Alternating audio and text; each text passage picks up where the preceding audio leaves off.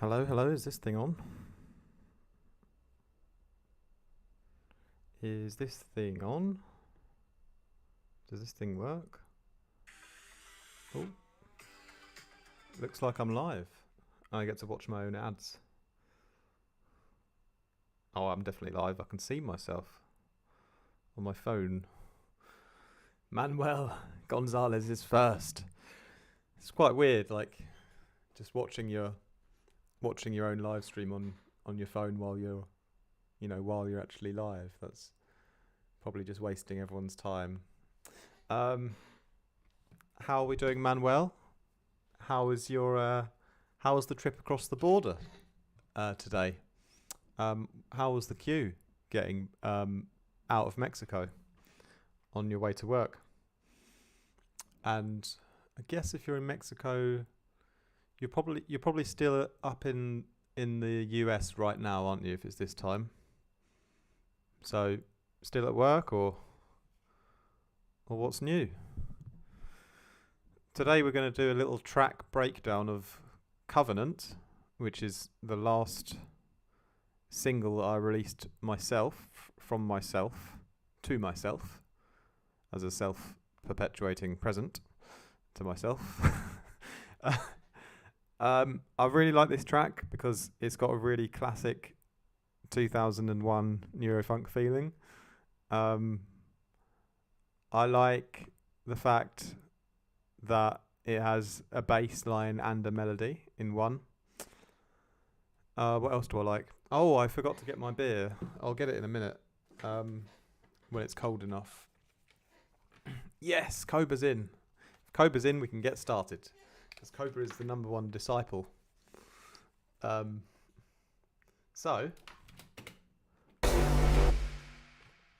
hopefully you guys can hear everything. Did you call me Mr. A? That's new. That's fun. I like it when you do new things, Mark. You're always full of surprises. So yeah, today we're going to run through Covenant, various aspects of it, and I will warn you that this is the version, the last version where I've got all the sort of compositional elements before I rendered them all out into stems, audio stems. So yeah, after this project, I bounced it all out to a stem project of like 10 or 15 stems maybe. And then I think I actually bounced those out again into another stem project of like 4 or 5 stems. And then I bounced it out and did a master on it at the end. And yeah, it's obviously the reason why I did that was I think the project was getting a bit too cluttered and a bit too full. So I had to bounce things out. So what you're going to hear is not the final sound quality, but it's probably like 93% accurate. So it doesn't really matter. We'll talk about the composition anyway, the choice of elements, that kind of thing, more than like mixed down stuff today anyway. So we'll get cracking, and then I'll go and grab my beer from the freezer in a few minutes. But make sure I don't forget, because it's going to explode otherwise, isn't it? Anyway, yeah. Should we have a quick? Let's run through it quickly, just sort of not all the way through, but just up to like halfway or something.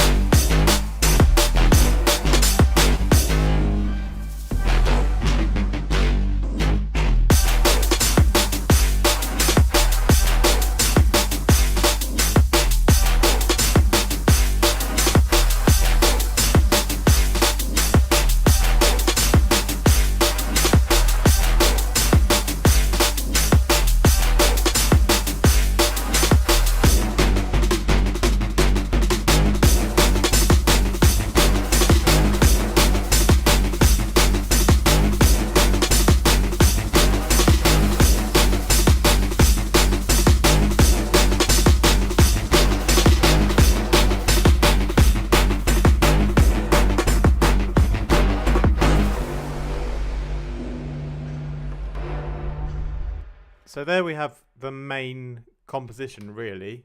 Kind of ends there, because when you do get to, you know, the next part, the breakdown is quite simple. It's quite similar to the intro. It's just a bit of a rearranging of certain elements, but in general, it's quite similar. And then when you get to the drop,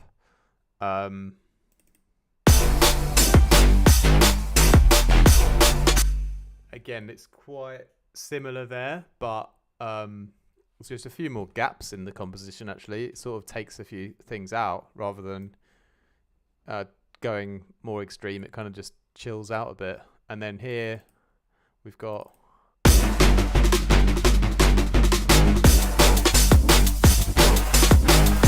just another section which is similar to the one before, that was the sort of variation, but it's just a bit more on a eighth note kind of pattern. So same elements, just kind of rearranged on a different sort of LFO speed.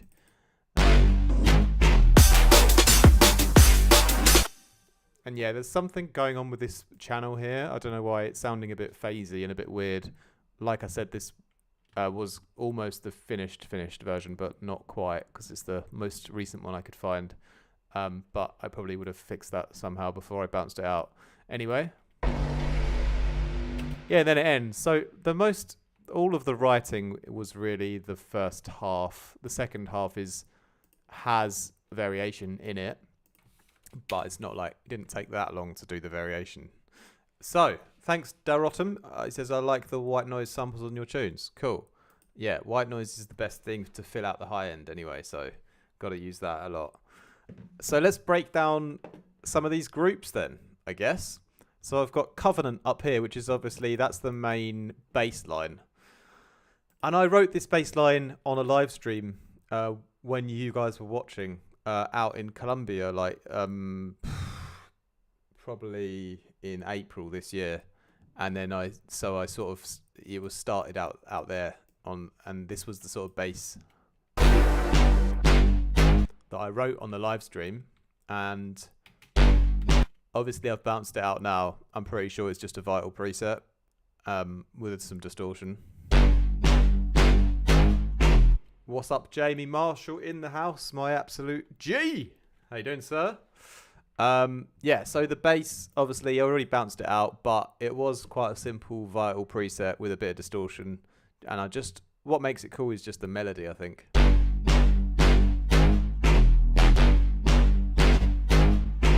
Can tell obviously it's got a load of bass in it, it's got the sub in it and everything, it's all just in one file, you know. And yeah, that bass is not only the bass on the drop, obviously it's also here doing the build up. So the build up is kind of the same exact, you know, part of bass line as the drop. So then when we do go into the drop, what I did do is on the build-up one, I've just sort of taken it down a bit, so it's not quite as powerful. And then the one on the drop on a separate channel is like at 100%, hitting right up at 0, you know. And this one I took back like 2 dB almost. And the one here, also I had to separate them because in the intro one, it doesn't have side chaining on, because there's no drums in that part, so I didn't want that on. So then on the one on the drop, I have my side chains on, and I have, yeah, without going too much into mix downs, but I've got 2 side chains which I often like to do. One really short and sharp one for the transient and up at a really high amount, and then a second one with a longer gap and at a lesser amount to give more space for the tail of the kick. I've talked about this before, like this kind of side chaining technique. You'll probably see other YouTubers start talking about it as well in probably about 3 years from now. I'm just kidding. Yeah, anyway, now what's next then? Yeah, that's the Covenant group, and then there's all these variations that happen later. So there's like, yeah. Yeah, here's one where it's a little kind of fill and there's no drums in this part. So I'd put it on another channel again. And then it's like, yeah, obviously the side chaining is off and it's got a cool effect on it. Yeah, 3 years from now. That's generally like normally when the rest of them catch up.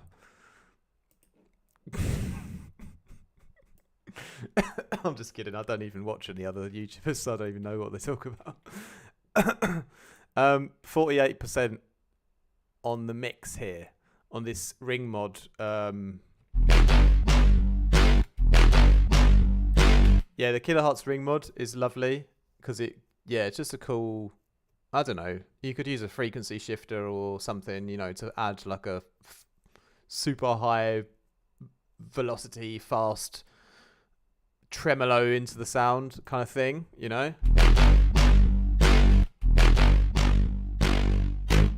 anyway, it just messes up the sound, basically. Just to give a bit of variation in that feel. Just use that a bit as just a cool effect. And yeah, there seems to be a little filter on as well. Don't know what that's doing. A bit of a notch filtering, just to make it a bit different to the main one again here. Yeah, we won't talk about this because I've completely... It doesn't sound right, that channel. So we'll ignore that for now. Yeah, anyway. Let's move on then. So then we go... Yeah, this is where I really switched up the patch. And I think I might have just like chopped it off and made a new rhythm.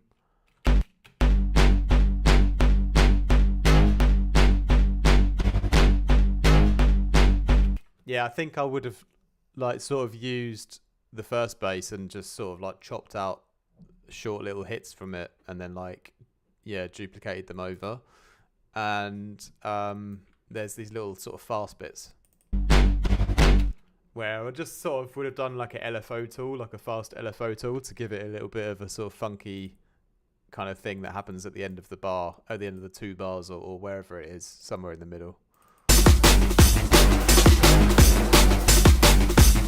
Yeah, and that's to change up the whole energy of the track because it's a different kind of speed on that bass line. So yeah, that makes quite a big difference to how it all progresses and that. Yeah, then you go back into your breakdown again, and then when you come up again here, you got the basses again coming back in, the same one as before. But now I just sort of I chopped it up again a bit, and I've done like rather than using the whole file like it was like that, I sort of just used it, made a little call and response out of it. And on this first one, I've just sort of really messed it up and distorted it, and then I think I've reverbed it. I've convolution reverbed it. So I've put the John the Baptist reverb on, the First Baptist Nashville at 50%, and that basically, what does it do? I don't know. No, it just reverbs it, doesn't it? Puts it more in the background. And then, because there's something else that happens with it. Yeah, we'll move on to it later. But basically, it's like a drone from the intro that's sort of like a stab. And so I've like sort of mixed a little drone with like a reverbed out bass shot. So it's sort of a bit sort of atmospheric rather than heavy bassy on the downbeat, and then the normal sort of drier, more heavier neuro bass comes in as a sort of response to that, So it's almost like I'm doing Atmos and bass for the second drop. So that's why it sort of takes out a bit of energy and it's a bit more chilled compared to the first drop, basically. Yeah, so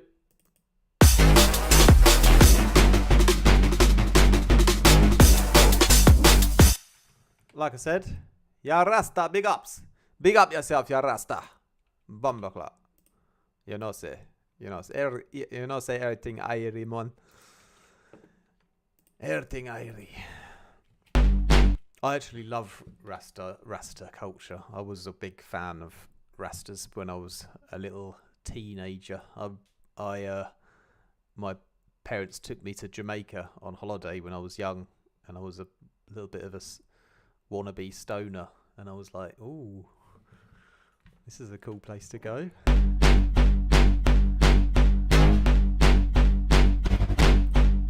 It's almost time for my beer. I'm going to give it 3 more minutes, and then I'm going to get my beer and show you what I'm drinking tonight. Anyway, let's move on and pretend like we're doing work. Yeah, kind of nothing much new under the sun there. We talked about the main bass a lot, and yeah, it all came from that one sort of idea, really. And then it's just been re-chopped up and reprocessed on different layers with various effects to basically milk the sound as much as possible. Like a bad Star Wars movie, you know? The first 6 were amazing. And then they thought they'd just like rehash and reuse them for the rest of eternity. No matter how sort of boring they become. And that's what I've done with this bass, really. I've just taken the first 6 Star Wars films and then I've tried to remake them like multiple times to sort of make money and save time. Because I can't think of any other original ideas anymore. And I want to exploit the audience for monetary reasons.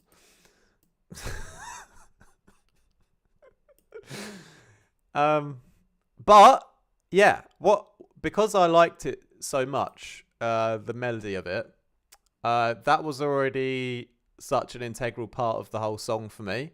So yeah, by stretching it all out and doing all this stuff with that one bass, yeah, I don't feel like it gets boring or something, because it's just cool.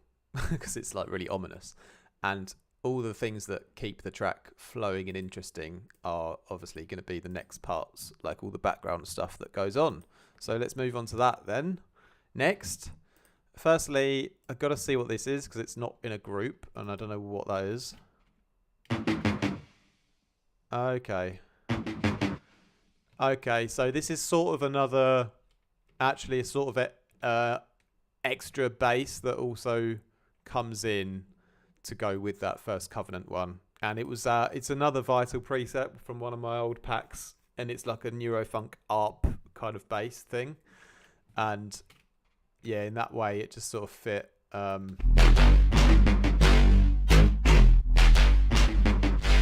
It's almost like riding over the top of it. I think I've done some sidechain in here.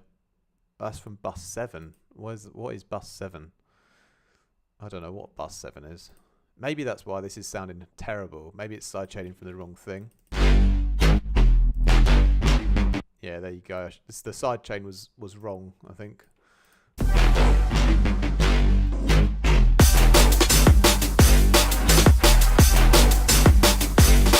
Yeah, anyway, these ARP little things, they sort of go over they're like basses, and they sit over the top of the other one. And if I didn't sidechain them here, I probably meant to sidechain it from that, I would guess. So, I could redo it if I really could be bothered, but what is it? Which you guys get the idea anyway. I've sidechained one bass to the other, so to make a bit more room for it. So yeah, I've probably done that. Here, yeah. Yeah, so when I do occasionally layer up 2 basses at once that are different, then I'll just typically duck one of them with the LFO. Not LFO, with the... Yeah, there you go. Just sort of sculpting out a bunch of low end and mid range from that main one, so you can hear the ARP and they don't like sort of fight with each other as much. So the ARP just gets prioritized a bit more when it comes in. But yeah, that's basically the extra bass that I sort of failed to mention earlier, which is a separate vital bass.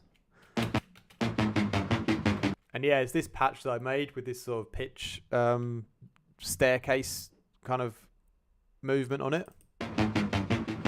So it feels like it's falling down the stairs, you know? Yeah, and here it's like just sort of goes on more indefinitely for this part where it's a bit faster.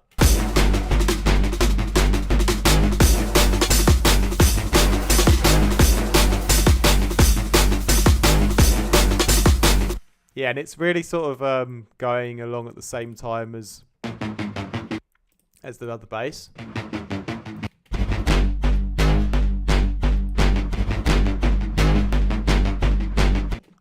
When I bounced the stems out, I probably did some more work to get them to work together more. I probably would have sidechained it heavier or taken out more low end of this ARP. But yeah, that was the composition though, having them together and then mixing them together. So yeah, that's the kind of second bass. And it's, oh, I've missed my time to get the beer. So let me get my beer.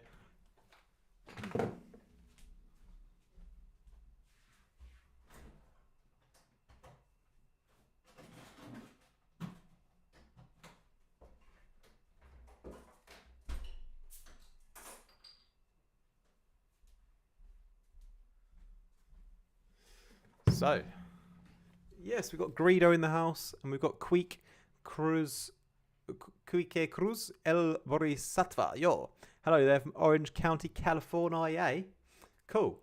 Yeah, you should chat with my student Xenopath from California as well. And thanks, Dorotim. And good to see you, Greedo. And so the drink I've got today is one I often get in Germany. It's I don't know if you can quite see. It's a Stortebecker again, because one of the best alcohol-free ones they have here, and it's the Bernstein Weizen. So it's a Weiss beer, and it's erfrischend fruchtig, which means I think refreshingly fruity. I think that's what it means. And yeah, it's a alcohol-free Weiss beer, but I normally drink the alcohol-free Erdinger Weiss beer because it's easy to find, but this one has a much more realistic beer flavour.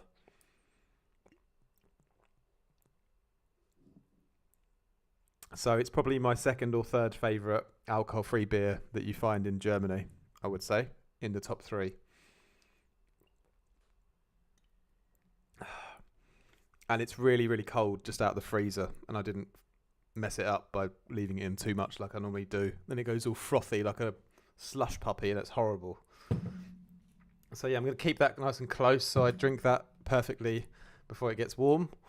Good to see you, Wolfie. Nightcore. I do go live quite often recently. It's just I don't really have a schedule. Second time was right.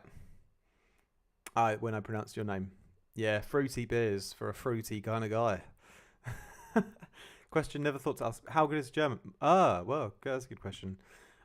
Mein Deutsch ist ziemlich gut eigentlich, Marc. Danke, dass du mich so eine schöne Frage vorstellst. Yeah, I can speak German, pretty much. Just don't tell anyone, because then they'll get me to do it again. Yeah, Greedo is that is actually Greedo. It's not actually a guy pretending to be. This is actually the Star Wars Cantina of YouTube corner.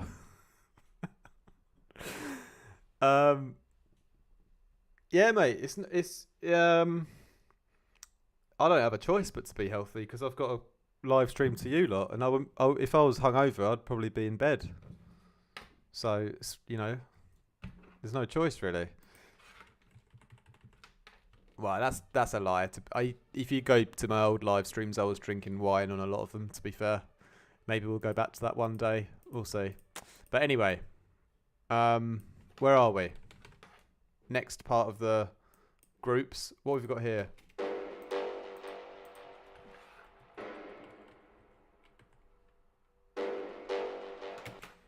What you'll find is a lot of my tracks is just like shitty chopped up bits of audio that I've thrown into the intro that I don't know where they came from.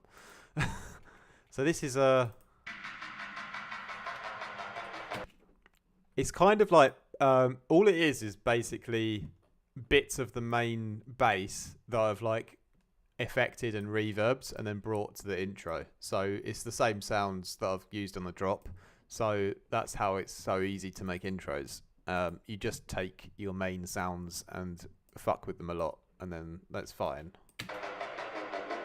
So yeah, that's like these sort of intro synth things that only happen right at the start and in the breakdown.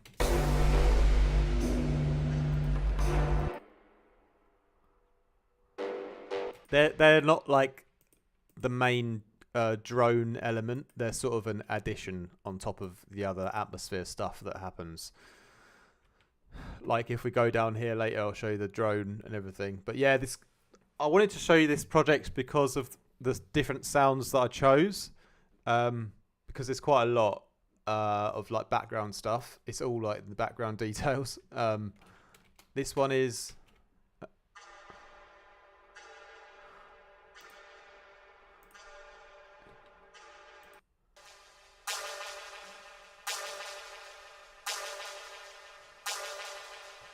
I'm trying to think where it came from now. It obviously would have been some kind of vital synth, probably, that all it's been done is just you're taking out the low end. It's played up quite high on the keyboard. It's got the low end taken out and it's got loads of delay and reverb on.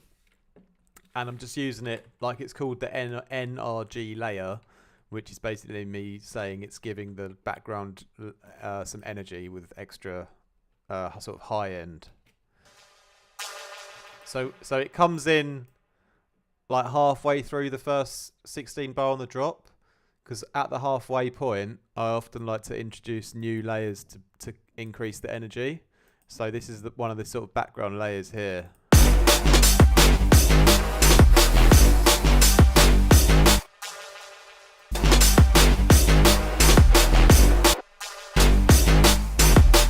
And if you really pay attention, you obviously hear it, but it doesn't really matter because it's all about creating that feeling of progressing energy.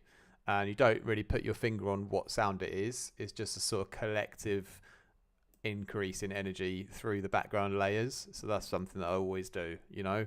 It's always about going up in the background and then down and like, yeah, just collectively adding volume through some different shit. Yeah. So that's that. That's obviously, you know, used throughout the whole track, even in the intro. Just a simple background high-end layer.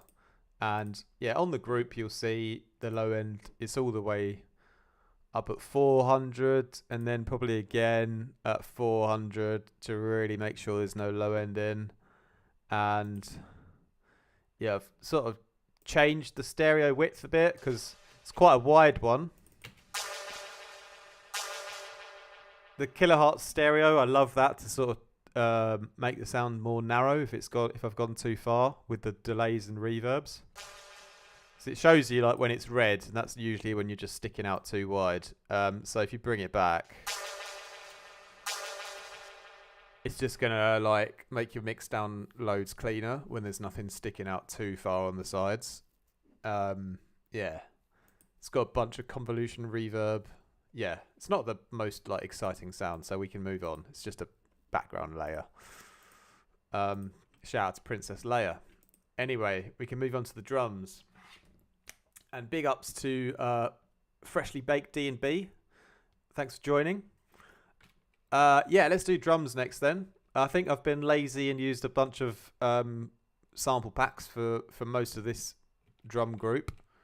I don't always do that. I've kind of just, you know, sometimes I'll just be messing around in a project with some sample packs and then I'll end up making a tune out of it. And then that was just how it happened. sometimes I'll make my own sounds from scratch right from the beginning. It's not really a specific formula for that, really. As long as I've sort of got a vibe and an idea, then yeah, samples or synth drums or whatever. Yeah. So let's listen to the drums on their own. Oh yeah, the intro drums, they're cool on this part. So you've got my kick packed. so I just take my kick and I make an impact out of it. I always do that. I just reverb the hell out of it, turn it down, make a kick packed. Make a pact with your kick drum to never tell anyone what you've done with it. Hi-hats pulled from the drop, turned down and reverbed. That's it. That's the metronome for the first part. But then the cool part is the sort of break that comes in.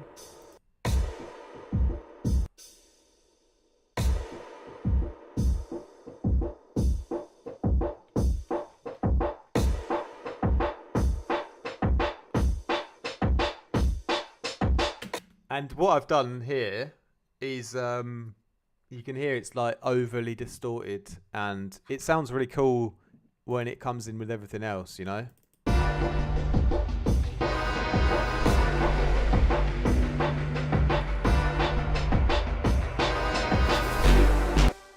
And it happens again here before the drop as well, you know?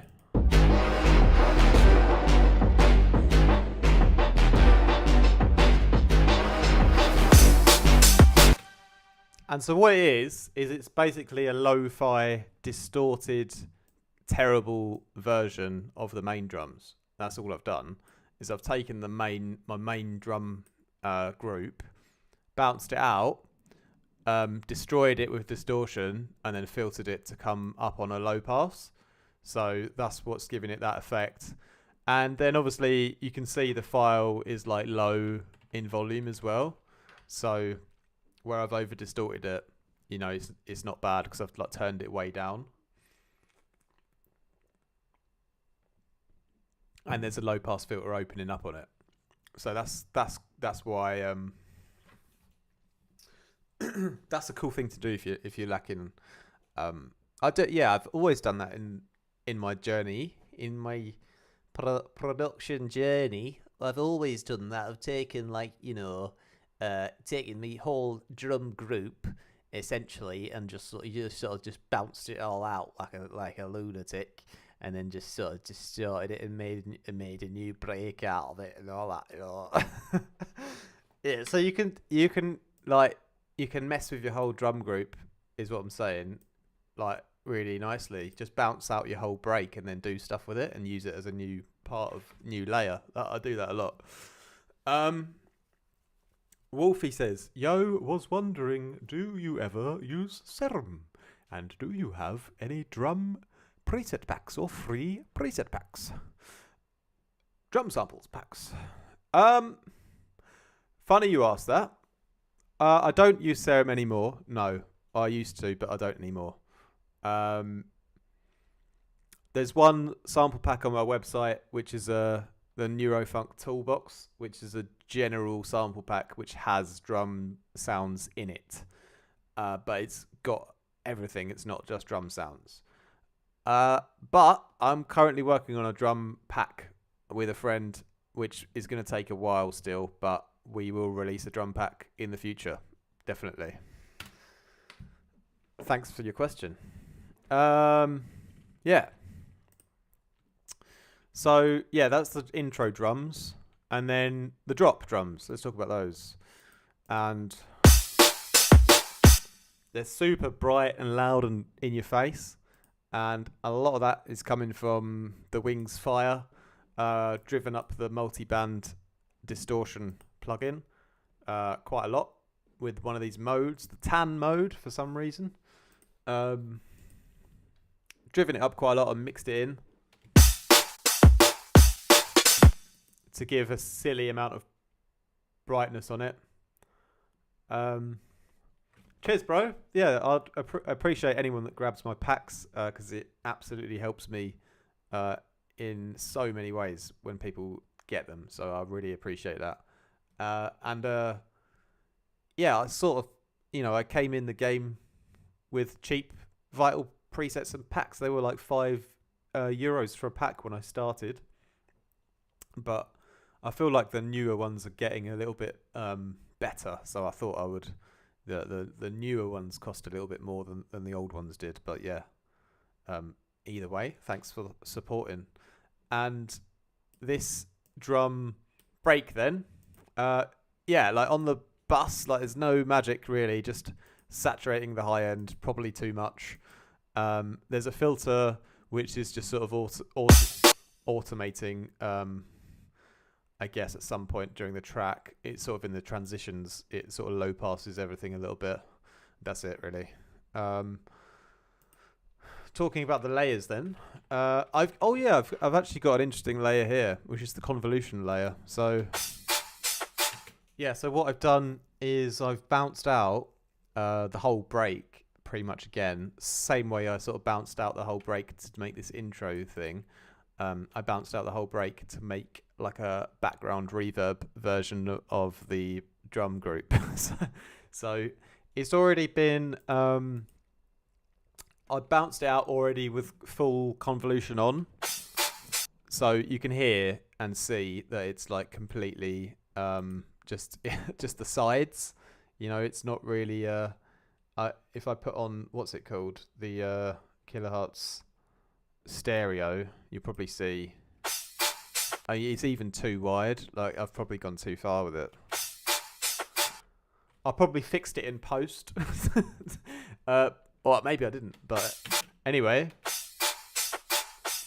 Yeah, I went on I ran the whole drum group through a convolution reverb, the kilohertz one probably, found one that fit with it.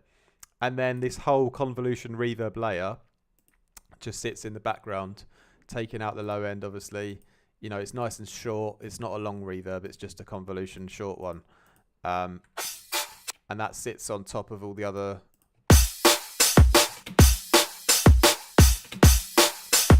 So it adds that final sort of stereo push in the wide part of the drums and also in the brightness of them. So it's about like maximizing the volume of them all and filling out the background a bit more. So I don't always do that, but I've done it here. But yeah, it can be fun to do if your drums need a bit more detail. Just put bounce the whole break out with a bit of convolution and layer it back in. Then where's the kick anyway? So okay, so we've got a few kick layers, I think. How many have we got here? One main one, and then a high end one as well, with just everything below 1K taken out, so it's just a sort of transient thing on top. Yeah, just tweaked it a bit there. It does have quite a little hit at the start on the transient. I wonder if I would, on second thought, take that down a bit. Yeah, maybe I would actually. I mean, I'm not perfect. I don't always get the mix decisions right, by no means. Listening back, I might have, taken the transient off that layer a bit to make it even cleaner. But it's too late now. It's already on Spotify. And when it's on there, it's never coming off. So anyway. Yeah, so we just got one kick with a layer. We've got a hat. It's quite an aggressive hat. And we got some hat loop here.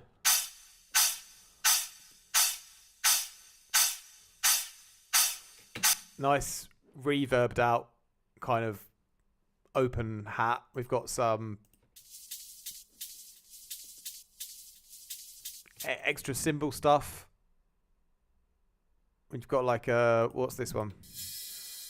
Yeah. This one I made myself, I think, with one ride and then like delayed it and then reversed it and then put them back together. So it's sort of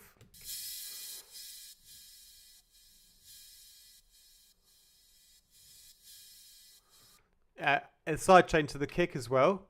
So you'll hear it's like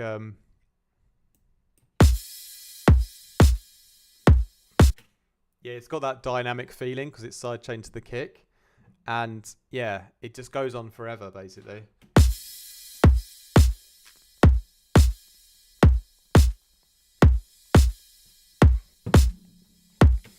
It's ride noise. I like to use ride noise a lot. Use it in a creative way with some movement, and you can fill out the high end on your track like really nicely in the drums, and it's a good sound. It's a nice texture, nice clean ride. Just sort of how you use it, how you move it around and keep it going, which is simple with delays and reverbs and reversing it and that kind of stuff. Greedos, it sounds like I can't really read what that says because my little heart's in the way. It sounds like a hat on the kick. Yeah, that layer on top is like a hat layer or a kick with a hat on top of it. Yeah, kicks need a hat on top anyway, but then we still need our extra hats. So then anyway, later on, we get like more drums coming in.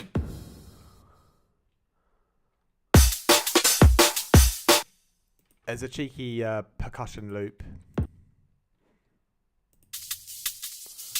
That's one, but there's also another loop that's the main one somewhere. I think it's this one. Oh, that's another one I wasn't expecting. Yeah, it's a lot of sort of weird little cymbal-y, distorted cymbal loops, sort of all adding together,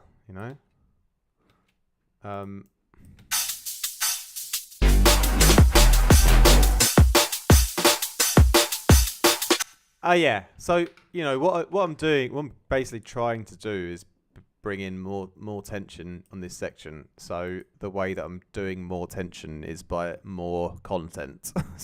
so more layers, providing more content in the drums, and also then a nice little snare, ghost snare that wasn't in there before as well. That's just this little one here just before the main one, really, which has just been sort of turned down 7 dB and has a stupid amount of processing on that probably doesn't need to be there. Yeah, the main snare is it's pretty bright, isn't it? Yeah. I don't think it's I don't know if I even layered that one. I might have just used a one shot for that. There's so many good one shots, if you build the track around it and you don't, mess up the mix down, like they'll still sound wicked. Yeah.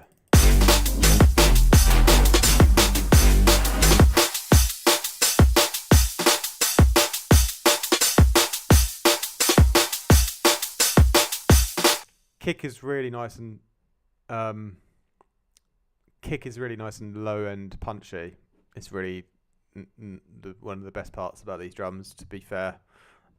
They're not my favourite drums I've made, but I like the kick though, definitely. But I do like it here when you get a bit funkier.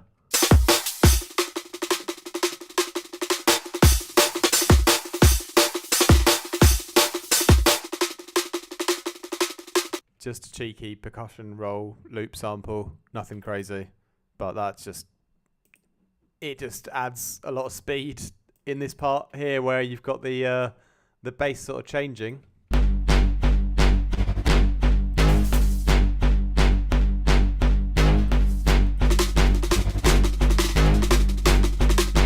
Yeah, gets a bit sort of cinematic in a way.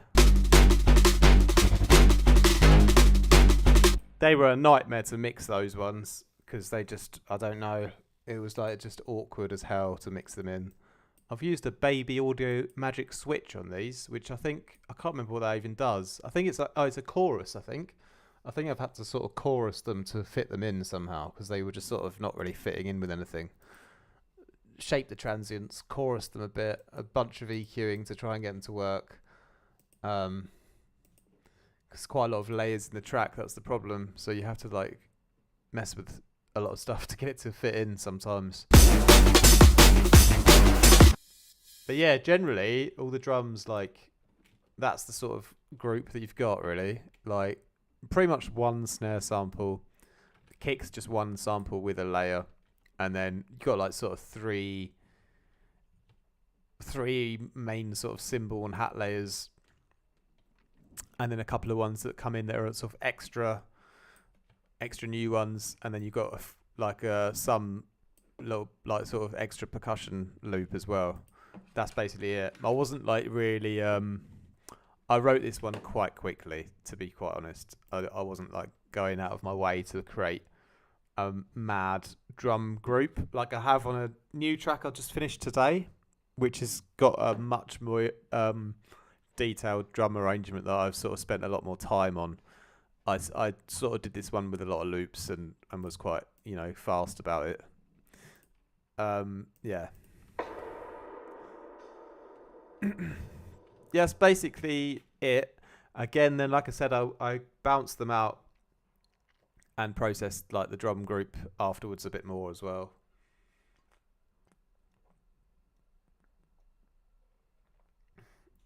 But yeah, the drums are not the main focus point of the track for me. They're like sort of structural and doing their job, but they're not the fun part of the song for me. So I kind of spent a lot more time on all of this shite, all the background stuff, which we're going to next.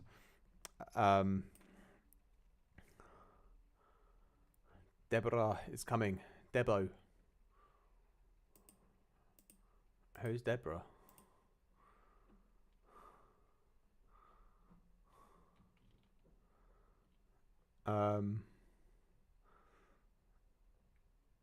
Anywho. Yeah.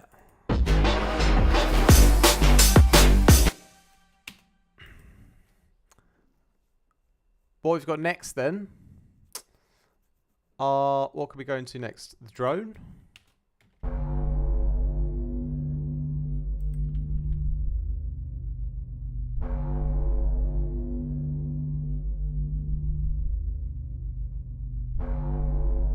This one sounds sick. It's got such a nice... I don't know how would you describe the sound of that drone?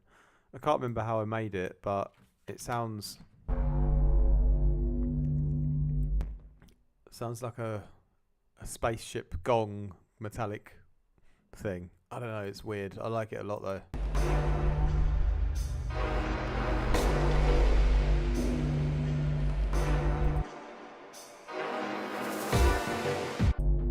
It does the job of the whole low end pretty much.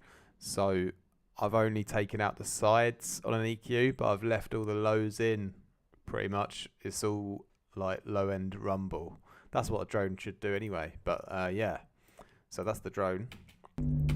Everything sits on top of that. And yeah, because it's a drone, I only use it in the breakdown sections.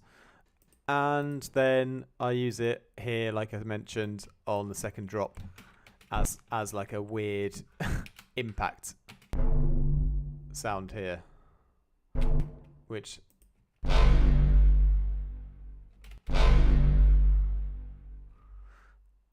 yeah, that's the only other time I use the drone, which is not something I'd normally do, but it's not really a normal track either. So lead stems. Oh my word, what the hell is this channel then? Okay, so the whole lead basically has been bounced out already into a separate channel on this on this project then. Okay, so I have, it would have been a whole group in itself, but because it's quite a complex sound design project, I've had to bounce that down at some point. So this is the lead for the song really. Starts, as you can see, it goes pretty much on throughout the whole track, which is unusual, but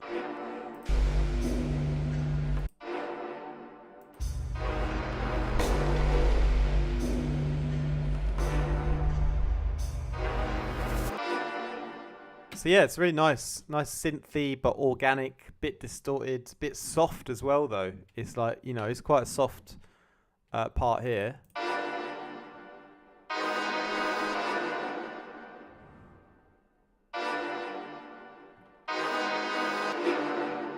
I'd love to remember how I made it, but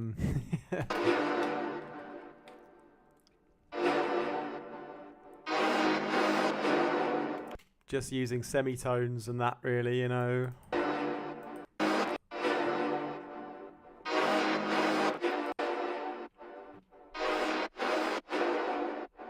Okay, I think this is the drop here, isn't it? So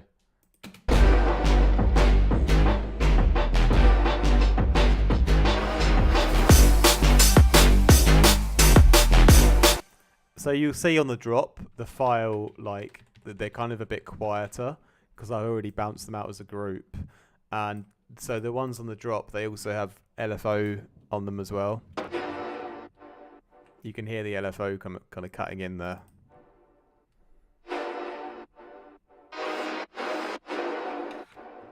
So yeah, nice and clean and clear in the build-up, but then as they go into the drop, to sort of cut space for all the drums and everything, I've had to sort of sacrifice them a bit.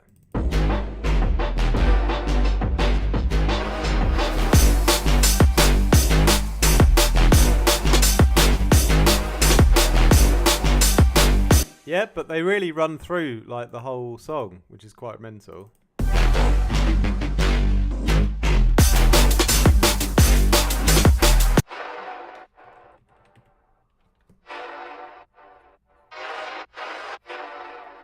Here in this part as well, they've got like another effect on, like a tremolo kind of thing happening. But you'll see as well, like they're a bit more chilled there. But like, kind of like the whole Covenant bass group, the main bass is sort of in pretty much from start to finish. Same way this whole lead arrangement I did is literally in the whole time. It's just changing as it goes through the different sections. So yeah, it's more clear and coherent in the intro. Then on the drop, it sort of goes to the background a bit more with the sort of LFO and a bit low volume. Then as it progresses, it gets a bit weirder and starts to tremolo a bit and go a bit crazy. And then here, I think it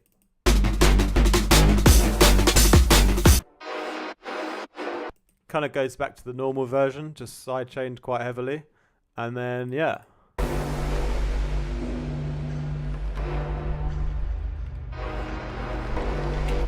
But yeah, really like a kind of motif, I guess, that keeps the whole song as one, you know? So nothing wrong with that. As long as you take the care to really mix it differently for all the sections, you know, that's what I've done, that's made it sort of work for me, is in every section it's sort of mixed differently.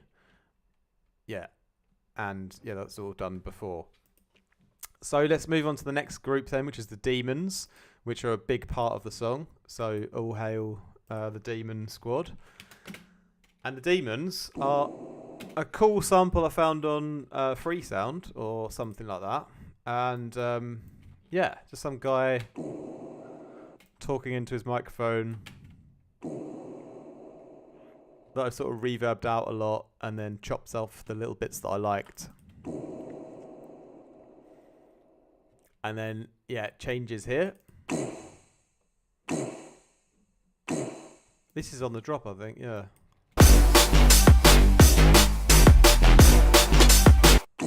You don't, this one is getting masked quite a lot by the other sounds.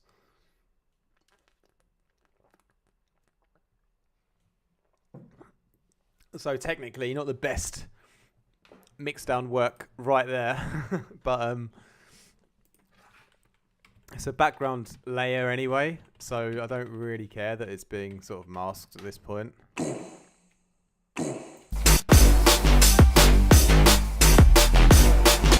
Like, you still hear it in the back if you listen carefully, but it really adds to the whole effect of, yeah, the sound. Just giving some vocal character into the mix, you know. It moves on. we have these other parts of the vocal recording that I chopped out. These sort of higher pitched, weird, squeaky demon sounds.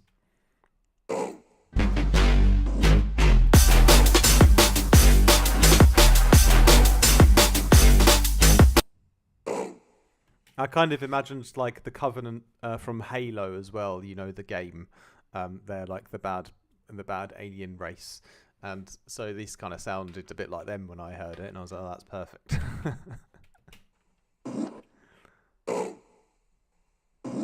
Sounded a bit alien and weird, and then goes back to that again, and then again over here you've got like another. The long, heavy reverbed out part for the breakdowns again. And then, I'm just reusing them again, like, as these little vocal shots to sit on top of the kicks and things like that. And, the group, like you want to see, there's a bit of, like, boosting the high end a bit with the SDRR. Because the sample just needed a bit of push, you know?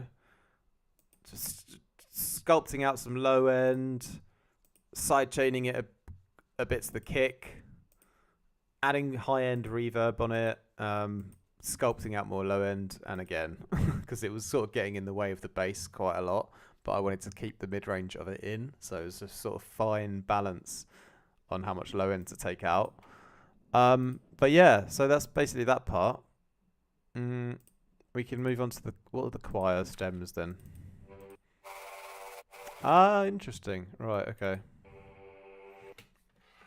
So you've got this sort of choir that also pretty much runs most of the track as well. So right from the intro, you've got this low kind of choir coming in.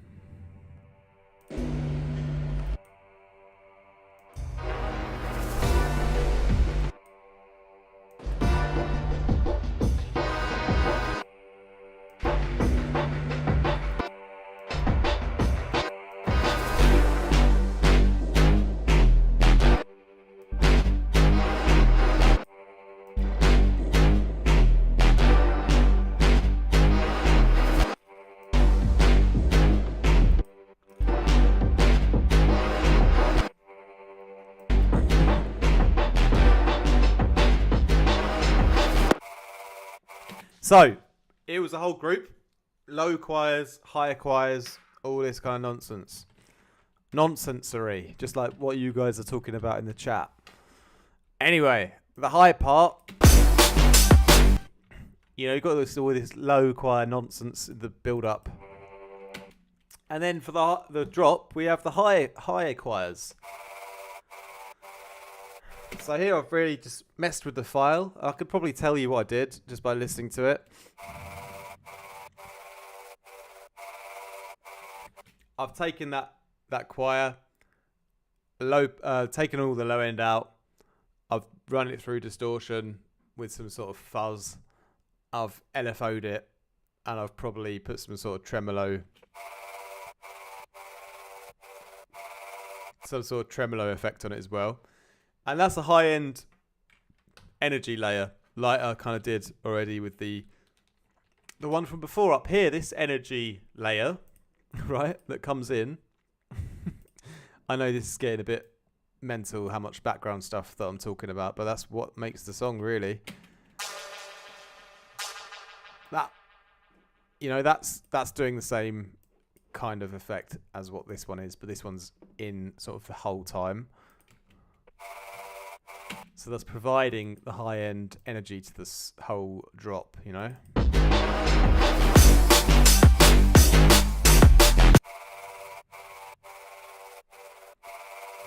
Nice amount of movement on it, especially in that sort of side chaining from the kick.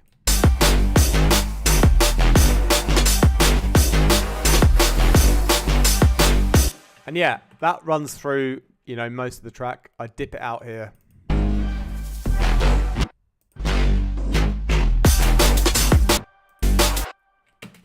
I've got another background layer that comes to replace it. So it's not like we're losing all that background info. It's just something else. And then it comes back in again here.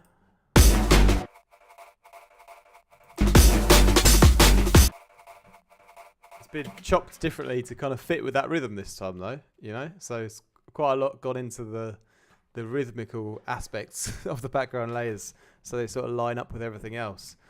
But yeah, basically, that's kind of that. Go back to these sort of low ones for the breakdown build up again.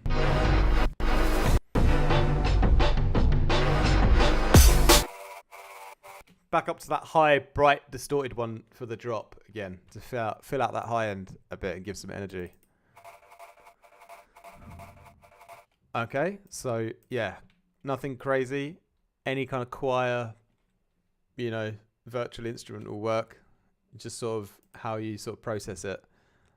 You get a nice little human sound in the track in the background, because I like to use the human voice as much as I can, because it's sort of, yeah, just one of the most natural sounds to use in a project always. Even if it's not a vocal track, you can find some ways to get a bit of human voice in there.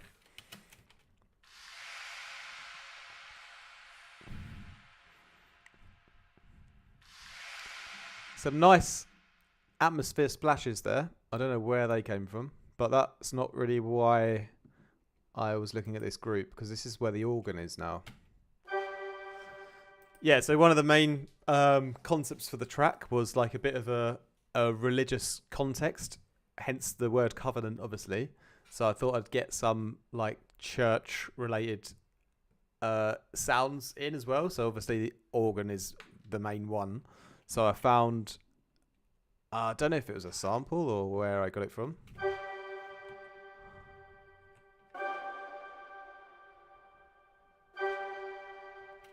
Hello, Akatag. Don't worry, you can re-watch it later if you want. And hello, thanks for joining. Anyway, yeah, this lovely little organ gets destroyed and reused throughout the song as well. So here it's sort of in the build-up. And then it becomes a very important background layer in the song.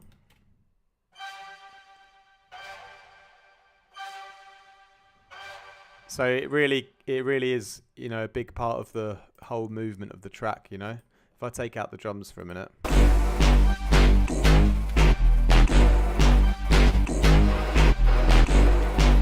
It's sort of call and responses with the demon, you know. So there's a demon in the church, basically.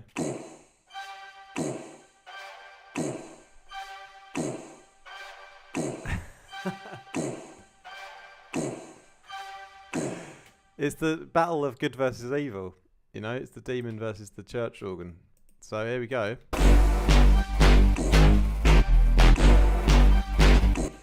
This whole narrative going on in the background between like that vocal and that organ, that's all happening in the background, you know, while the whole bass is doing its thing and the whole drums are doing their thing. So a lot going on, really, you know.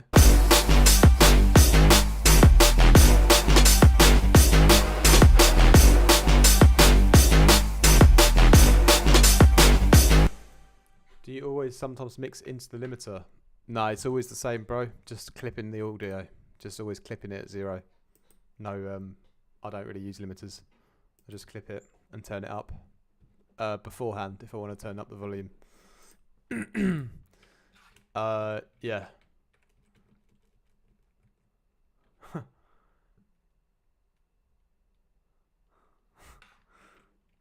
Anyway, what we got then?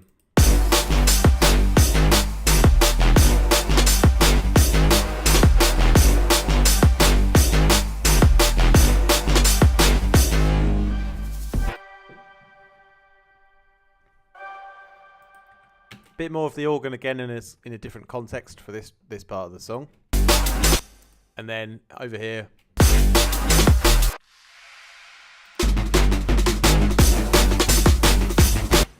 This is not an organ, it's called organism, but it's just an effects sound. Yeah, that's pretty much the organ bits done. They just get repeated later on. Noise, yeah.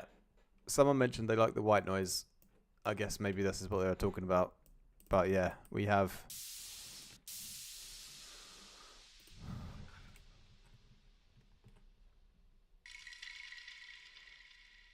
two kind of white noise hits, call and responsing, and they are doing it pretty much the whole track. So yeah, often I'll do that and then just kind of see what happens. you know, it's a nice way to add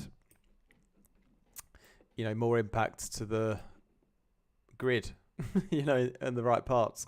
So easy way to set yourself up, get some nice impact sounds, white noise kind of things, throw a few on sort of across your whole track, and then if they work, they work. If they don't, you just delete them where they need to be deleted. But in this case, I just left them all on. So they just give that bit of background white noise impact on the main sort of downbeats of the structure. So that's it really. Reverbed and high end. Benjamin Robson. Is that Ben? Is that my mate Ben from Berlin? Have you come to watch me be a fool on the internet again? We're almost at the end of the service, Ben. Unfortunately, but cheers. We've got Bernstein Weizen Störtebeker alcohol-frei, which is almost finished. And yeah, we're breaking down Covenant. We are almost done. We've done the white noise. Last part that I've got here is the Cine drums. So I think they're only really... Oh, maybe they do come in on one of the sort of drop parts as well. Or do they? No. No, these guys are only in the intro bits, and they are just some samples that I just sort of picked.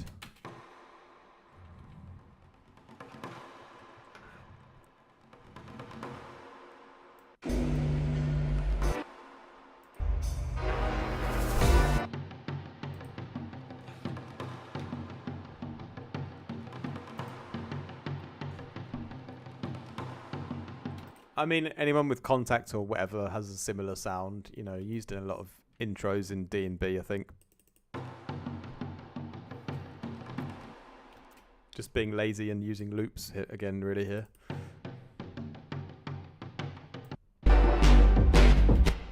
They kind of stack up with the break that I made, though. So I told you earlier, I took my whole drum group, my whole break, bounced it out as a new file, and distorted it and low passed it and turned it down. And they just kind of really gel with that.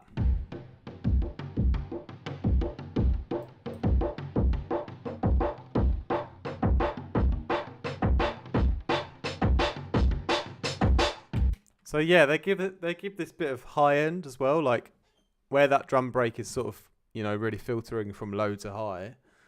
The cinematic drums, they keep that brightness in already at the beginning, so you have a bit of high-end information still in the track where it was sort of missing before, So yeah, that's why I've sort of kept them in there, because it felt a bit empty without that layer.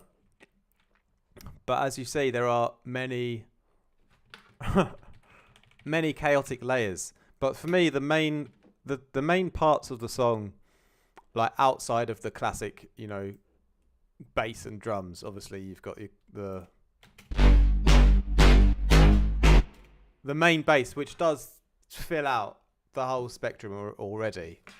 So all these layers, I've used loads, but they're all just in the high end, really, because the whole mid-range and low end has already been absolutely smashed by that bass line. So although there's like loads of details going in, they're all just like really small in the high end. So I've gone quite I've overcomplicated it a lot, essentially. But basically, yeah, you've got that massive bass, and then you've got your drum break with it, which is, like I said, it's already completely there and filling out everything that you need for D&B, But if I take them out and then we'll listen to like only the background details, that'll be fun. So I'll take that all off. Because, yeah, like I kind of mentioned, the whole like bass loop that I sort of repeat quite a lot, and the drums like fairly simple. So to make it like still fun for me was to go like really overly complicated and detailed in the background sound design. so it would still have a like interesting feeling to the song, you know? So simple kind of drums and simple bass rhythm, but more complex sound design behind it all. So yeah, listening to like all that's going on behind that.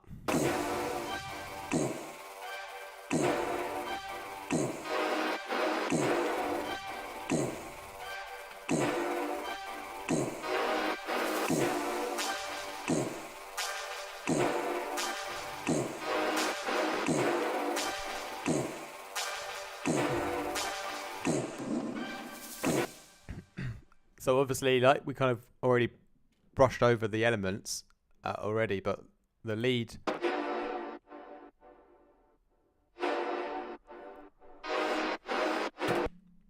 That's on its own rhythm, doing its own thing throughout the whole progression. Then, like I mentioned before, the demon and the organ are sort of call and responsing.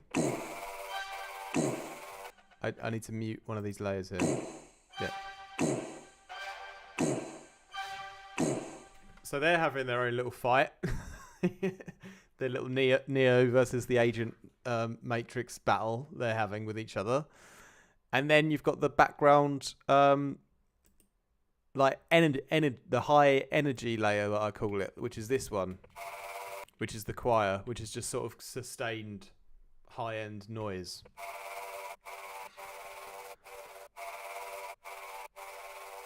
So that's the whole lot of things going on already, on top of an already very busy drum and bass arrangement.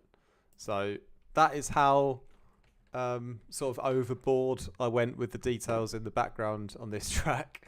But it was fun because I was using sounds that like kind of fitted my narrative for the song, like this whole covenant idea of like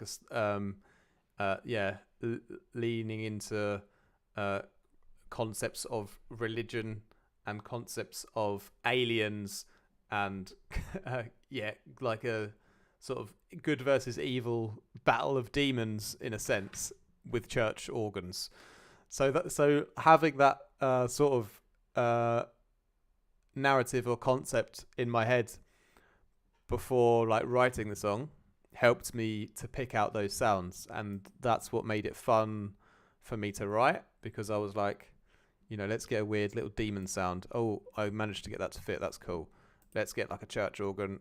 Cool, that kind of works with the demon thing. And then, bunch of stuff like that just to keep myself entertained while I'm doing it, really. And that's sort of how I picked all of the weird background sounds that give the song its particular unique character. So, yeah, that's how crazy my head is. Yeah. Oh dear. Okay.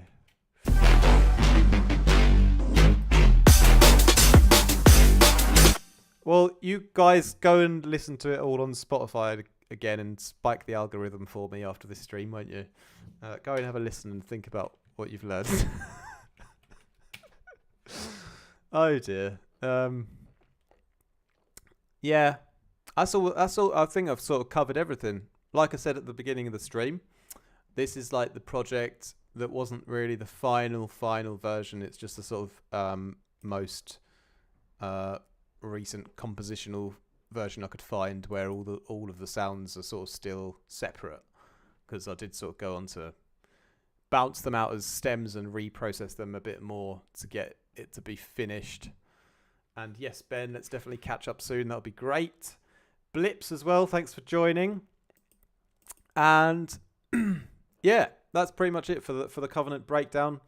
Like I said, I just wanted to go over like the chaotic background information and stuff, rather than give you loads of cool like mixed down tips. Although we're maybe a couple in the stream already. So, all right, my G's, I'm gonna have some dinner because it's getting late and I haven't really eaten much yet. So, better get on. And thanks for watching. Got some more videos coming up soon. And hope you guys have a wicked rest of your week. Catch up with you guys soon. Peace out.